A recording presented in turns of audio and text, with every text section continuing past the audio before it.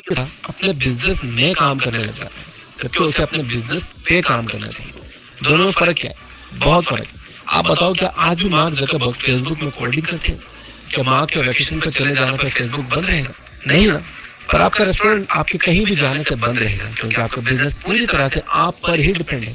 ऐसे में ना तो आपको कोई फ्रीडम मिलेगी, ना खुद के लिए टाइम, और आप बिजनेस की जगह एक जॉब ही करते रहोगे, वो भी 15 से 16 घंटे, और ओवर टाइम के एक्स्ट्रा पैसे भी नहीं मिलेंगे। इसलिए जरूरी है कि बिजनेस स्टार्ट करने से पहले आप बिजनेस को अच्छे से समझ लो। 6 पॉइंट यहाँ बता रहा हूँ इस किताब से, इन्हें अच्छे से समझ लो। Number 1, the 3 pillars of your business. किसी भी बिजनेस को चलाने के लिए 3 लोगों की जरूरत होती है। द प्लानर यानी कि एंटरप्रेन्योर, द सेवियर यानी मैनेजर, एंड द डूअर यानी कि टेक्नीशियन। बेसिकली ये तीनों ही आपके बिजनेस के 3 पिलर्स होते हैं, जो अलग अलग टाइम जोन में काम करके आपके बिजनेस को स्मूथली चलाते हैं। सबसे पहले आता है एंटरप्रेन्योर, जो कि फ्यूचरिस्टिक होता है। उसका माइंड प्लानिंग, आइडियाज और इनोवेशन के इर्द गिर्द घूमता रहता है। ऐसा कर लेंगे, वैसा कर लेंगे, प्रोडक्ट को ऐसा डिजाइन करेंगे, मार्केटिंग की वैसी स्ट्रेटजी अपनाएंगे। दूसरा आता है मैनेजर, जो पास्ट में काम करता है, जो एंटरप्रेन्योर के सपनों को पास्ट के एक्सपीरियंसेस की कसौटी पर चेक करता है। पिछली बार ये किया था तो ये प्रॉब्लम आई थी, इसलिए इस बार इसको ऐसा नहीं करेंगे, कुछ वैसा करेंगे। कुछ ऐसे थॉट्स आते हैं मैनेजर को। एक तरह से एंटरप्रेन्योर के सपनों को मॉडिफाई करके हकीकत में बदलने का काम मैनेजर का है। तीसरा है टेक्नीशियन, जो प्रेजेंट में जीता है।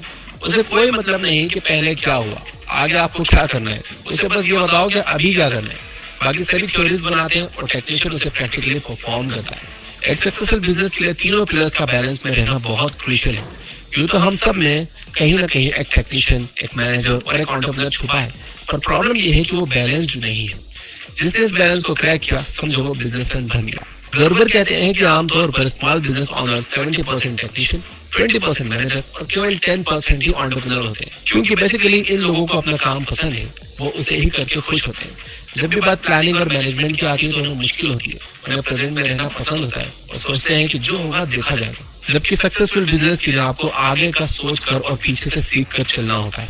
Number 2, stages of business. दुनिया में हर चीज स्टेजेस में डेवलप होती है, बिजनेस भी। गर्बर ने अपनी किताब में बिजनेस डेवलपमेंट की 3 बेसिक स्टेजेस की बात की है। पहली है इन्फेंसी, जिसमें हमारी और आपकी तरह एक कॉमन इंडिविजुअल को एक आइडिया आता है और वो थोड़े बहुत कैपिटल की जुगाड़ करके बिजनेस स्टार्ट करता है।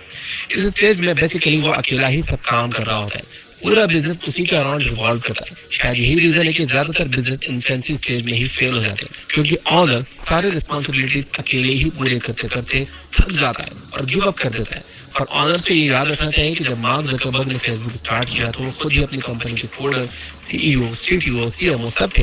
फाइनेंस, मार्केटिंग से लेकर कोडिंग सब वही हैंडल करते थे। फेसबुक, अमेजन, यूट्यूब सब कभी ना कभी इन्फेंसी स्टेज से होकर ही गुजरे हैं। उसके बाद आता है एडोलसेंट स्टेज। इस स्टेज में ऑनर को फाइनली रियलाइज होता है कि वो सारा काम अकेले नहीं कर सकता। अगर उसे बिजनेस को आगे बढ़ाना है तो कोई ना कोई एम्प्लॉय उसे रखना होगा। इस स्टेज में आकर ऑनर वर्क डेलीगेट करना सीखता है, यानी कि दूसरे को काम देना सीखता है। लेकिन फिर भी ऐसे कई बिजनेसेस हैं जो यहाँ तक आकर फेल हो जाते हैं। क्यों? क्योंकि ऑनर को लगता है कि उसका काम उससे बेहतर कोई और कर ही नहीं सकता। इसलिए कई बार ऑनर एम्प्लॉय को हटाकर वापस एडोलसेंट स्टेज। इस स्टेज में ऑनर को फाइनली रियलाइज होता है कि वो सारा काम अकेले नहीं कर सकता। अगर उसे बिजनेस को आगे बढ़ाना है तो कोई ना कोई एम्प्लॉय उसे रखना होगा। इस स्टेज में आकर ऑनर वर्क डेलीगेट करना सीखता है, यानी कि दूसरे को काम देना सीखता है। लेकिन फिर भी ऐसे कई बिजनेसेस हैं जो यहाँ तक आकर फेल हो जाते हैं। क्यों? क्योंकि ऑनर को लगता है कि उसका काम उससे बेहतर कोई और कर ही नहीं सकता। इसलिए कई बार ऑनर एम्प्लॉय को हटाकर वापस स्टेज 1 में पहुंच जाते हैं। आखिर में आता है स्टेज ऑफ मैच्योरिटी, जिसमें बिजनेस फाइनली स्टेबल होने लगता है। अब चाहे छोटा काम हो या कोई बड़ी रिस्पॉन्सिबिलिटी, हर चीज प्रॉपर्ली डेलीगेट हो जाती है। इस स्टेज में आने के बाद ऑनर अपने बिजनेस से ब्रेक ले सकता है। अब उसे 14-15 घंटे खुद काम करने की जरूरत नहीं पड़ती। ऑथर कहते हैं कि केवल वही बिजनेसेस इस स्टेज पर पहुंच सकते हैं जो स्टार्टिंग से ही इस स्टेज के लिए प्लान्ड हो, यानी कि बिजनेस स्टार्ट करते समय ही आपको पता होना चाहिए कि आप इसे मैच्योरिटी तक कैसे पहुंचाने वाले हैं। नंबर 3 बहुत इंपॉर्टेंट है, build a system not a business.